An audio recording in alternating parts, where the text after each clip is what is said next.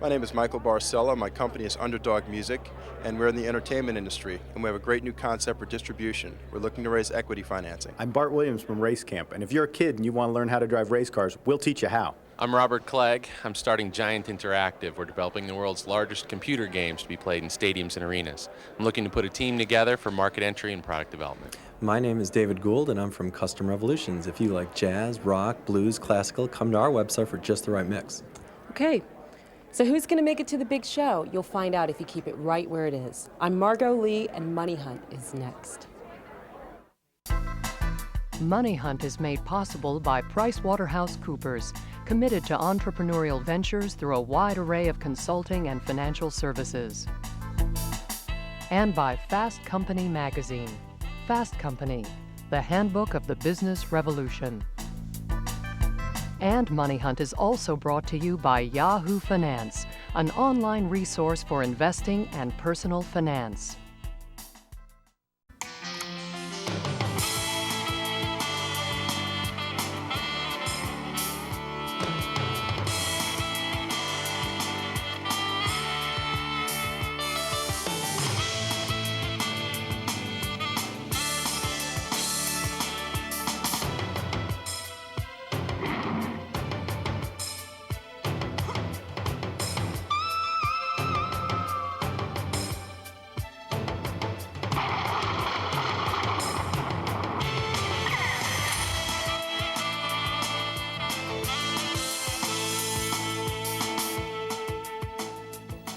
Welcome to the crossroads of the American dream. I'm Miles Spencer. Ever wonder how tough it is to be an entrepreneur today? Like convincing a total stranger that you have a good business idea. Well, we take a snapshot of that very moment. We call it Money Hunt. I'm Cliff Ennico. We scour the country for America's hottest entrepreneurs and set them up against America's toughest critics. They try to impress us. We try not to be impressed. At the end, we'll select one guest to receive some free help and guidance from our Money Hunt mentor.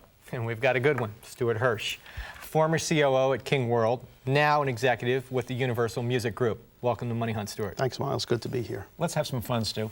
Our first guest is David Gould, president of Custom Revolutions, Inc. Welcome to Money Hunt, David. Custom Revolutions is from Stamford, Connecticut, and has an internet site that enables music fans to select various tracks from different albums and compile their own music mixes.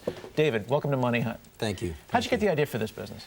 I got the idea a few years ago. I was down in the Turks and Caicos with my then fiancée and another couple, and we had been sipping. Now wife or? Now wife. Ah, okay. That's correct. That's correct.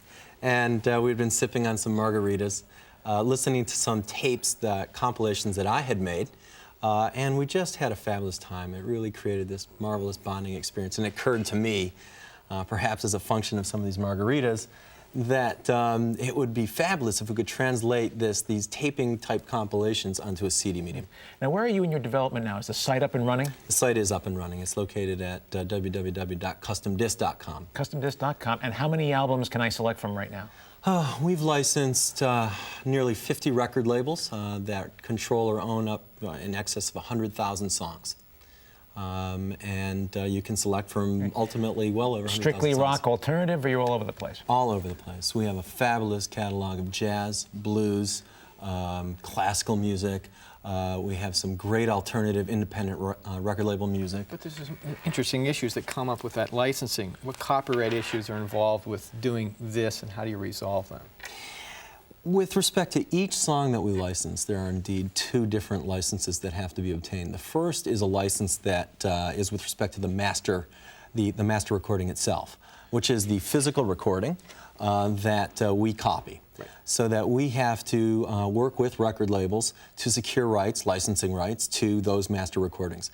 The second is what's referred to as a mechanical license, and it is a license that is granted with respect to the intellectual property of the song. Right, well, you got your license, you got your Let me jump in if I may. Sure. You mentioned that you're working with about 50 labels. That's right. And you mentioned in your business plan that there are approximately 156 labels and only 6 that have declined to work with you. That's right. There really are only 6, as your plan points out, that matters. That's correct. Where do you stand with the 6 majors? We actually have been having a good deal of conversation with all of the major record labels.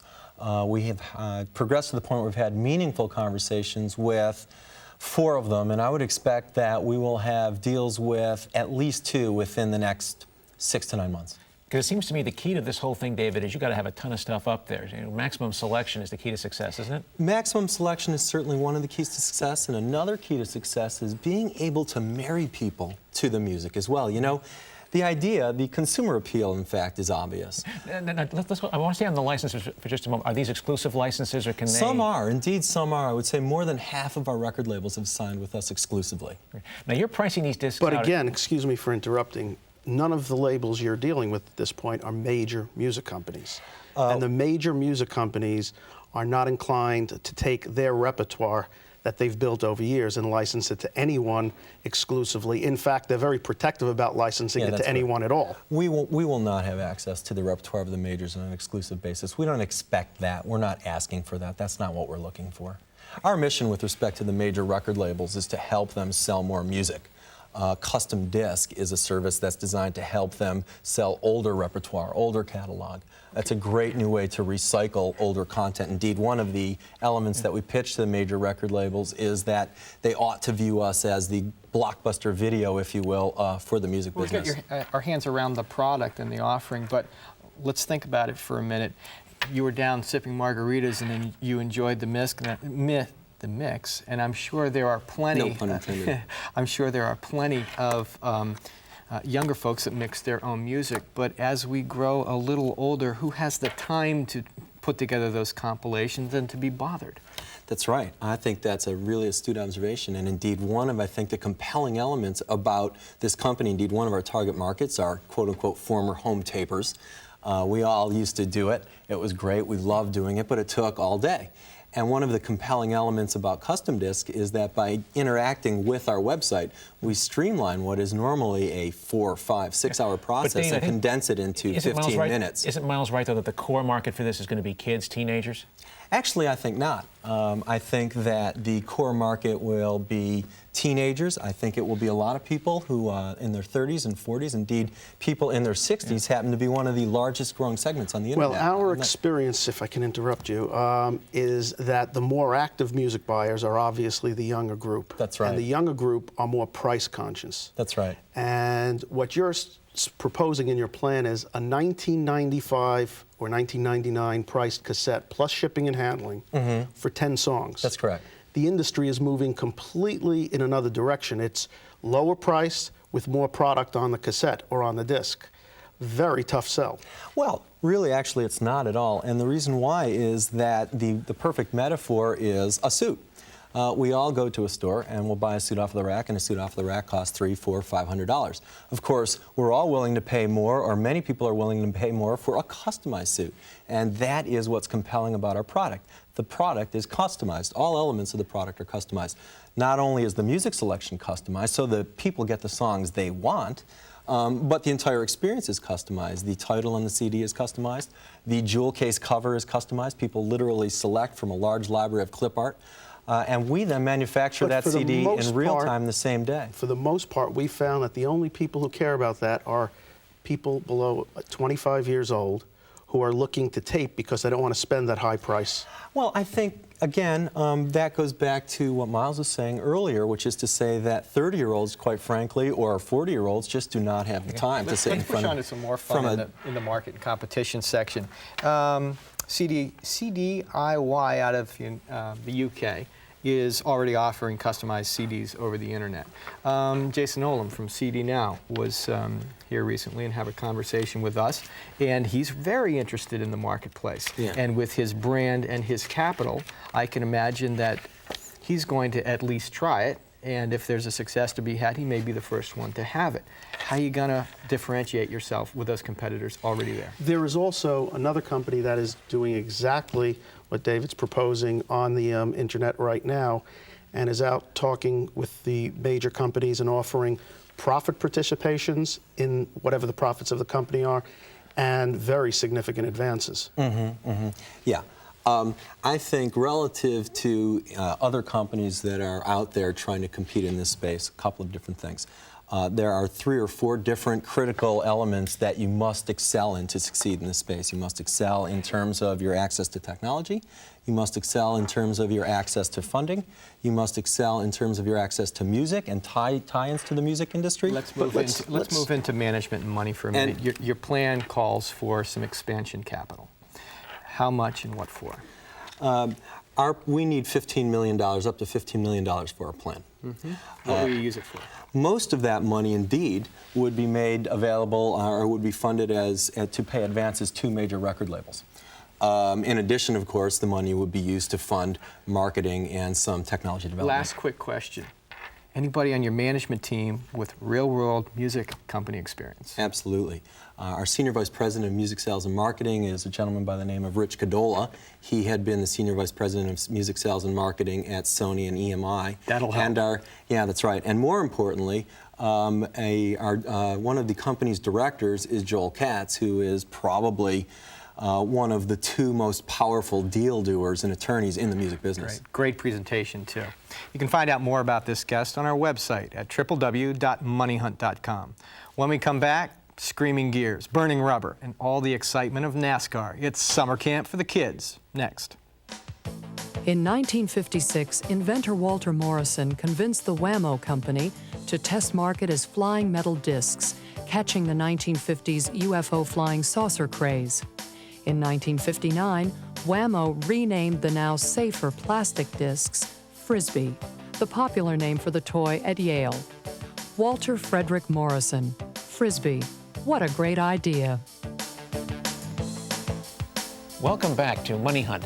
If you want to send us a message, you can post it to our website at www.moneyhunt.com. Let's take a look at a recent message. Ken Lane watches us on KCET in Los Angeles and writes, "One term that came up in an investor meeting stumped me, and you guys use it all the time. What is COGS, C-O-G-S, an acronym for?" Ken, good question. COGS stands for cost of goods sold, C-O-G-S, cost of goods sold. For example, you're selling widgets for $2 a piece. It costs you $1 to buy the raw materials and assemble the things. You've got $1 cost of goods sold and $1 gross margin. Thanks for the question. Our next guest is Bart Williams from Race Camp.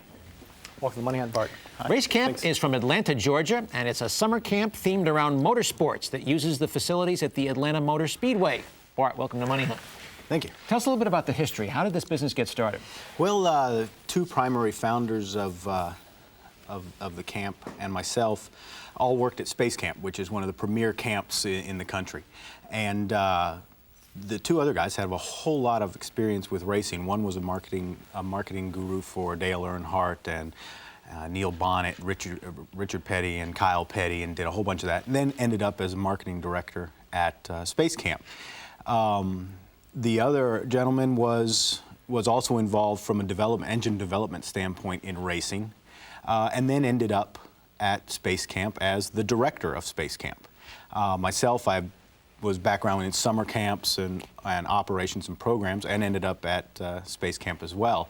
So basically sitting around a coffee table one day, they said, you know, we could do this with race cars. Now, I understand you brought some tape. Why don't we roll that and you can explain what we're seeing. All right. And describe a little bit more about the business. Yeah, this is basically just little snaps of all the different things the kids do. They don't just drive cars. Oh, those cars are small. It's a half-scale racer.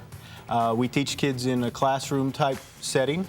They have computer simulations. It's not just all driving, but we take the science and the technology that's in racing, and we teach kids about... How fast do those cars go? Oh, they go about 35 to 40 miles an hour in our program. Bart, big question. I'm not a parent myself, but I gotta believe that if I have a hormone-raging teenage son, do I really want to send him to summer camp to learn how to drive the family Buick at 100 miles an hour? Well, you believe it or not, we've found that one of the things we're trying to do is teach good driving habits as well. So if you do have a raging teenager, we may be able to calm him down. We may be able to teach him what's going on under the hood of that car. Now, I love the concept. Great market, growing, male, hormones flying, teenagers. I don't see where you make money here and how you make money. Well, the way that we're making money on this is we keep our costs extremely low. We, at Atlanta, rented that facility from them. We have no... Let me go through some of the costs. You've got, and according to your memo, your offering memorandum, 1 staff member for every 5 to 10 students, a 24-hour doctor service. You've got equipment, you've got insurance, you've got cost of construction, you've got computers. That's a lot of cost as far as I see. It is, and it's all in the numbers. It's a numbers game. At Space Camp, we ran 30,000 kids a year. And once you hit a certain capacity in those, you're going to hit, your costs are going to stay the same. To ask it a different way, what's your critical mass number? How many kids do you need to push through a camp in order to cover those costs of pulling together the camp? We hope when each camp matures, it'll be doing 400 kids a week, 12 to 14 weeks a summer. And at a pop, each kid is $795 a week. Great. With the age of campers ranging from 10 to 17 years old, I'm assuming they're not spending all of their time with racing involved things. How do you segment the activities to keep the 10-year-olds interested and the 17-year-olds interested in what they're interested in? We actually, when the kids come in, they're divided by age. Most of our programs are set up and have been designed and then developed, designed, and then approved by educational specialists, people in the area. We've got all of our staff are typically folks from different, they're college students, but they have interest in varying backgrounds and help do that. Most campers return year after year to the camps that they like anyways. What programs do you offer to make them return? We have, of course, our first year. We just finished our first year. The second year, we're implementing a step program in which they have more difficult courses that they'll drive. We are going to implement a counselor and training program and try to keep kids with us. We expect kids to come back 2 to 3 times before they move on. About licensing, are you planning to do race camp tchotchkes? Yeah, absolutely. Licensing is a big deal for us.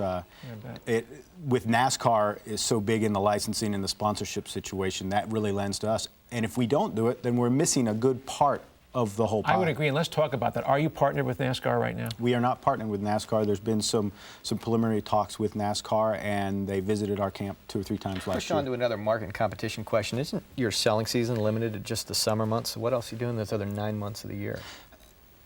Really marketing, program development, chasing those licensees around and sponsorship. Right before the kids go into camp. Marketing's really in the camp business. We've got the operational period, which is the summer. We have a little bit of downtime and assessment time right afterwards, and then we roll right back into marketing. We market through the mass media and other, both print and electronic media. Bart, your plan says you have no competition. I mean, come on. I mean, there are adult race camps being operated right now. There are adult racing grown-ups. programs, Richard Petty Experience and Buck Baker School and things like that. Those are extremely high cost. $1,000 a day, and others, and higher. But what's to prevent NASCAR from doing this on their own and pumping millions into it? There's not a whole lot to prevent them from doing that other than the background. We've got an extremely deep background in camping and youth programs and youth development between the 3 core folks in this business. Television is the most effective marketing medium, isn't it? It sure is. High cost, though. Yeah, it is. That television is a high cost, and we learned our lesson there in Space Camp. We found, we try to stay with national marketing on the TV side, going through mainly cable spot. But each one of the individual racetracks themselves are pretty smart marketers, and also always looking for brand extension and line extension of their products. What's to prevent them from recognizing this opportunity themselves and throwing it into their individual automotive track? Well, I don't know that there's much to prevent them. I guess if they got us all together, if they had the expertise in the camping business. We are not a school, and there are a lot of driving schools out there. We're a camp. We want to give the kids a camping experience much like other summer camps. Push on to the management and money section. Just 1 second, Stuart. Your plan calls for some expansion capital. It sure does. How much, and what are you going to use it for? We need $2 million for our plan, and that is to expand into to start expanding. Over the next 5 years, we want to have 5 different camps open throughout. I'm still stuck on where the volume comes to make this a profitable business for an investor. I mean, even your numbers get you to 50,000 campers in 3 years. Yes. that doesn't gross up to any real attractive numbers when you, according to your plan, you're talking about $600 to $700 per camper. We're $600 to $700 a camper. The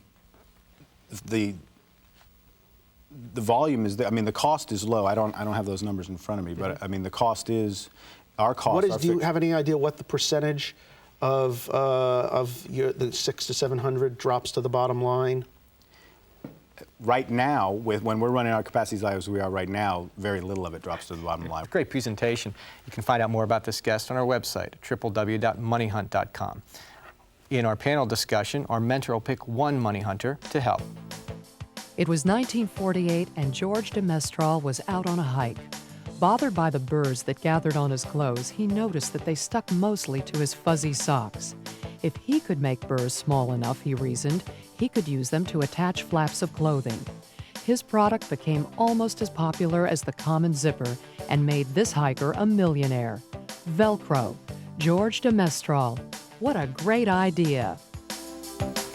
Welcome back to Money Hunt. Our entrepreneurs are done with their pitches, so it's time for our analysis section. Our first money hunter was David Gould from Custom Revolution. Stuart, what'd you think? I thought David was absolutely terrific. His presentation was good. It was very articulate.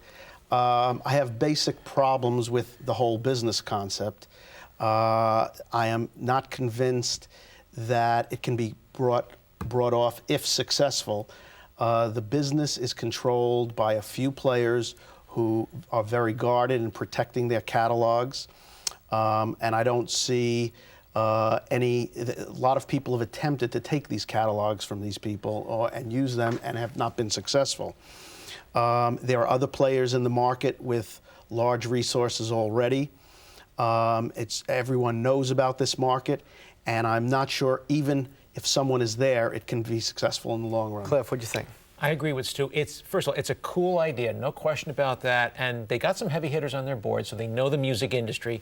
Absolutely. But the 1995 price point, I think, is going to scare away the kids. And I'm not sure there's a baby boomer market for this. So they got to start thinking about who they're really going to sell these things to. And as Stu points out, lots of competition. If they don't lock up at least some exclusives with the big six record producers, anybody can just come in and do this. Well, first of all, anytime you mix margaritas with entrepreneurial juices, you're going to have something explosive. It remains to be seen what's going to come out of that. Competition in the online music space right now, that's a concern. And the skeptical gorillas right now that control the music business. He mentioned also in the plan he was talking with Yahoo, means he's got no yes to date because he would have trumpeted that all over the plan. So that makes me a little bit skeptical. I love the concept of the business. I hate buying an album for 15 or 20 bucks and then for one song. For one song, absolutely. But I'd love to see when he comes back how he's done. But do you have time to go and put 10 songs on an album, and would you pay for that privilege? No, I don't. Let's go to the second entrepreneur, which was Bart Williams, Race Camp. What'd you think? I was very intrigued. I am still skeptical about whether the whole plan can generate money, and I haven't been convinced as of yet. But it's a growing market. It's the fastest growing sport in the United States.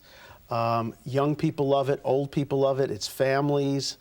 He has the ability, or they have the ability, to dominate this market. And if they can show how they can generate a profit, I think it's an exciting concept. Well, first of all, racing is the fastest growing sport in America today, so he's tapping into a great market, which they know very well. We didn't discuss this, but Kyle Petty and Bobby Allison are on their board, so they definitely know how to tap into the racing market. If they stress the driving skills aspect as opposed to the wow, go 100 miles an hour, they might even get the ladies out, which I think would be terrific.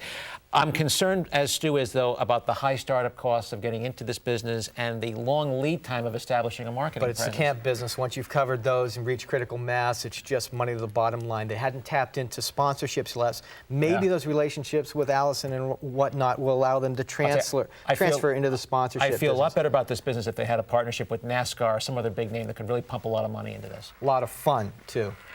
Stuart, got to pick one to help. Who's it going to be? If Bart can show that the economics will generate a return, I would say I'd have to go with Bart. There you go. Margot Lee. Thanks, Miles. Now we're going to turn to our money hunters and get their response to the partners meeting. Bart, what'd you think about the analysis? I think it was pretty good. I think it's helpful. It's always good to, go back and look and see what you're doing and have other people take a gander at it. And we learn a lot from it all the time when it happens. David? I certainly appreciated the feedback. I think that the record labels we're talking to would disagree, and things are actually moving a lot faster. Thanks very much. Cliff? So you think this is easy, trying to convince total strangers your business ideas sound while a TV audience looks on? It's not. But if your dream is to grow a business, take a lesson from our guest. Maybe we'll be seeing you on Money Hunt.